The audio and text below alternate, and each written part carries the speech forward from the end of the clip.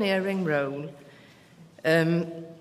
with a view to holding the guilty parties accountable for their crimes. By awarding the Nobel Peace Prize for 2022 to Ales Bialiatski Memorial and the Center for Civil Liberties, the Norwegian Nobel Committee wishes to honor 3 outstanding champions of human rights, democracy, and peaceful coexistence in the neighbor countries Belarus, Russia, and Ukraine. Through their consistent efforts in favor of human values, anti-militarism, and principles of law, this year's laureates have revitalized and honored Alfred Nobel's vision of peace and fraternity between nations, a vision most needed in the world today. Thank you very much. Madam Chair of the Committee, was it quite easy to end up with such winners as you are announcing today, with oppressive regimes in Russia, in Belarus, with the war going on in Ukraine? It is never easy to reach a conclusion on who should receive the Nobel Peace Prize, I can assure you that. But we do believe that in these very challenging times, it was the time to address exactly what you imply in your question, that we are in the midst of a war. We are talking about 2 authoritarian regimes and 1 nation fighting a war.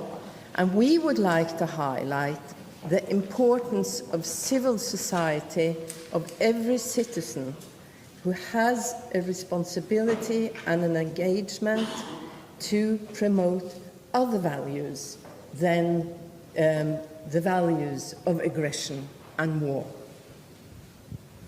Madam Chair, one of the laureates, Ales Bialiatski, is today imprisoned in Belarus. What is your message to the authorities in Belarus considering his situation?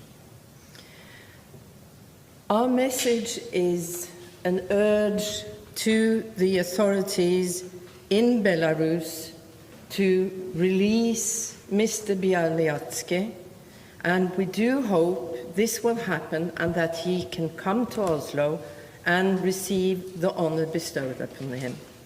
But there are thousands of political prisoners in Belarus, and I am afraid that perhaps my wish is not very realistic, but I do urge for his release. Do you think that these prizes could have a positive impact on the development in these countries? We are trying to honor and highlight all the women and men who take responsibility on the platform that they are citizens. And I think such movements might have an effect on political development and development of war. If such movements become strong enough, they do make a difference. With the war raging in Europe, how challenging was the process in finding the right laureates this year? Every year there are wars going on when we are deciding on who to reward and honor for peace, unfortunately. This year we were in a situation with a war in Europe, which is most unusual, but also facing a war that has a global effect on people all over the world. I am referring to the threats of using nuclear weapons, food shortages, and food that is not provided to countries also with poor populations. So that is a very bleak background. And there is no sight of peace in the immediate future. So what we would like to honor by this year's prize is the importance of the values that these three laureates represent, and also underscoring the importance of these, the three nations they represent are neighbors, and that they, their civil societies have a joint understanding of the values that they want to promote. Civil society can always balance any people in power, whether it is dictatorial powers or in a democracy. Madam Reis Andersen, today Russia's President Vladimir Putin marks his 70th birthday. To what extent does the committee find this as a timely birthday present to President Putin? And to what extent do you regard this prize as a political protest against autocrats and repressive leaders?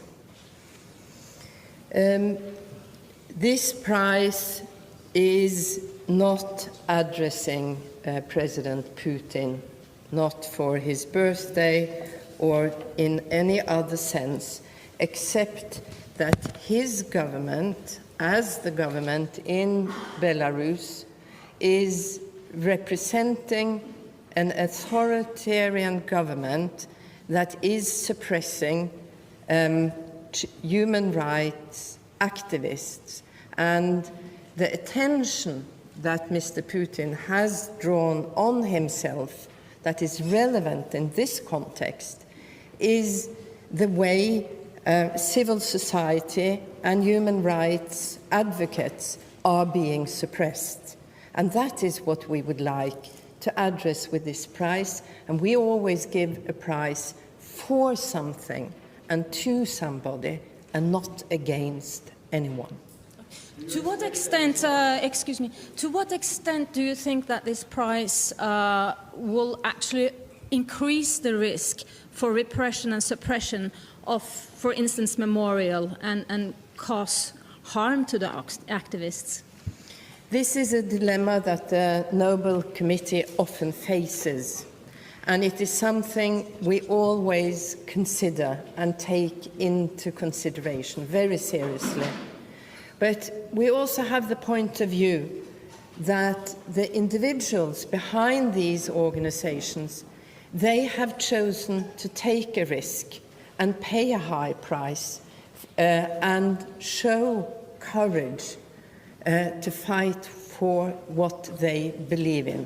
We are, of course, particularly concerned about Mr. Bialyatsky, who is detained under very hard conditions in a prison in Kiev, and we do pray that this prize will not affect him negatively, but we hope it might boost his morale.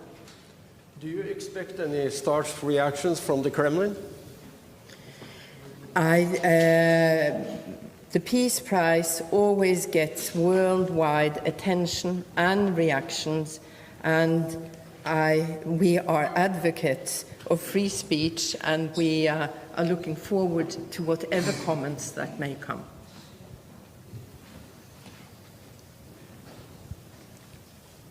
Any other questions? Da er pressekonferansen over her i Nobelinstituttet, og vi skal få et intervju med komiteens leder Berit Reiss Andersen på rappen her. Gratulerer med